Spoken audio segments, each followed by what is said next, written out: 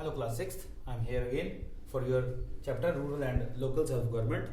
Yesterday we have discussed about the rural and local self-government and the point that we have done Gram Panchayat.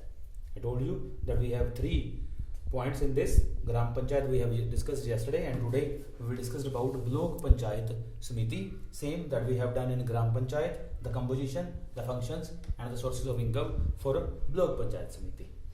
All the sarpanch of the village that fall under the block. Suppose one block has 10, 12, 15 village we are covering in the Blok Panchayat Samiti. So all the sarpanches of that village, particular villages, are the members of this Blok Panchayat Samiti. Members of the State Legislative Assembly. Punjab State Legislative Assembly is in Chandigarh, and all the members are called MLAs. So MLA of that particular area are the members of Blok Panchayat Samiti. If we discussed about, I am here in district Sangrur, so if I talk about my MLA here, Aman Arora is my MLA, and he is also the member of this Blok Panchayat Samiti.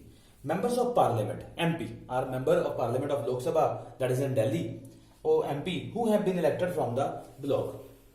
Whether one, whether two MPs are coming in that Blok Panchayat Samiti, so they are also the member of that Blok Panchayat Samiti. Here of district Sangrur, MP is Bhagwant Mann of Aam Aadmi Party. He is also the member of Blok Panchayat Samiti.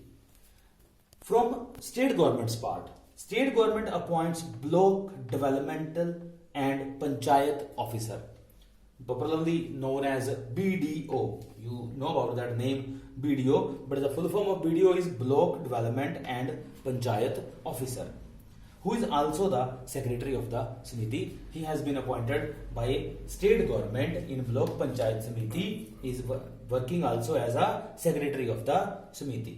Again, 1/3 seats are reserved for women candidates, as we have discussed about Gram Panchayat also. 1/3 seats are reserved for the women candidates, and this Blok Panchayat Samiti is elected for 5 years. The total tenure of this Blok Panchayat Samiti is 5 years. After that, we discuss about the functions, that what type of functions Blok Panchayat Samiti is doing or has done. The Blok Panchayat Samiti oversees the developmental activities. All the developmental activities of the village are covered under Blok Panchayat Samiti. And what type of activities they have to do? It is mainly responsible for community developmental program, that what community, what people require, what are their basic needs, like regard to safe drinking water, education, healthcare facilities, sanitation and building of roads. All these responsibilities have to be completed by Blok Panchayat Samiti in that particular village or villages. Especially here, Blok Panchayat Samiti employs experts to educate the local population. Local population, that village people are not so much educated, so they don't have such knowledge about such of the subjects like health, how they keep themselves healthy, education, agricultural activities, new techniques, new modern technologies that are coming in our agriculture system. They have to be talk about with these people. Animal husbandry and family planning, that is the most important part regard to the village people, that is family planning. What are the sources of income for Blok Panchayat Samiti? State government gives grants and aids to the Samiti. What type of grants, what type of aids state government gives to these people, to the Blok Panchayat Samiti for carry out these developmental activities? That what type of developmental activities the Blok Panchayat Samiti is doing? They get grant from state government. And after that, Blok Panchayat Samiti also collect taxes from houses, land and cattle. And Blok Panchayat Samiti has land also in the village or villages. That Blok Panchayat Samiti gives that land on lease for some type of particular fairs or functions that people are celebrated in the village, so that people has to pay tax on when they use that land. We have done with the Blok Panchayat Samiti. After that, the last point in this regard, we have Jila Parishad. Jila Parishad, as the name suggests, Jila, it means district. So this we have in the district only. Same in this regard, we have as we have done in Gram Panchayat, we have done in Block Panchayat Samiti. Again, we have to do composition, function, and sources of income for Jila Parishad also. Composition. All the presidents of block samitis. We have done with that. We have president of Block Panchayat Samiti. So we have more than 10 village, 15 village in Block Panchayat Samiti. So all the presidents of that block samitis are the members of Jila Parishad.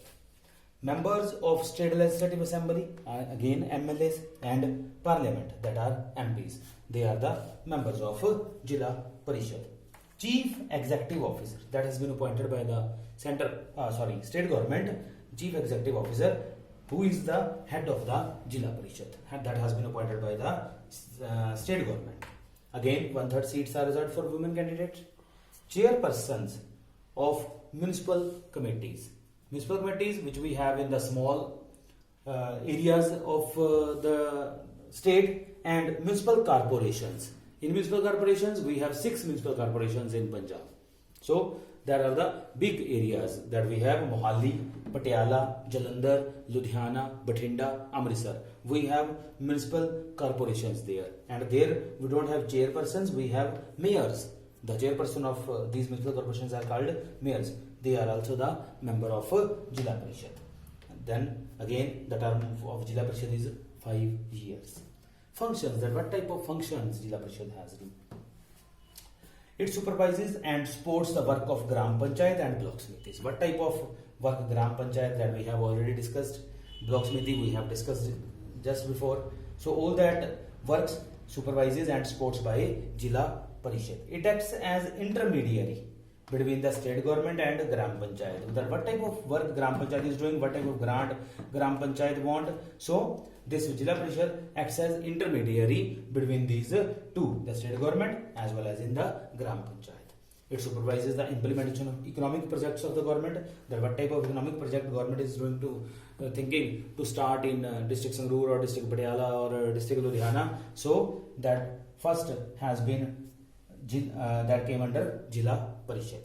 It examines and approves the budget of the Panchayat Samitis, that what type of budget Panchayat Samiti is making. So Jila Parishad examine that budget, and then after that, if there is any amendment they want, they done it and approve that budget. And the most important work Jila Parishad is doing in the district, it established secondary and vocational schools. Vocational schools, students, I want to tell you that what type of vocational schools are there, where we are learning some skills, electronic equipments that we are doing, and same like 10th, like plus 2 that we are doing from the board in the subjects of physics, chemistry, maths or separate subjects. But there we done our plus 2 class in the basically in electronics or basically in radio engineering that we have do. These type of schools are called vocational schools. So sources of income, the state as well as central government gives grants to Jila Parishad here, because MP is the member of parliament, that is in Delhi, and he received grant from the central government. So he gives grant to the Jila Parishad also, and it also imposes some type of taxes on people and rent out buildings, some type of buildings that came under Jila Parishad. It rent out buildings that it owes and get some of the income. So by this that we have in this chapter, rural and local self-government, we have done yesterday Gram Panchayat, we have done today Block Panchayat Samiti and Jila Parishad. Thank you.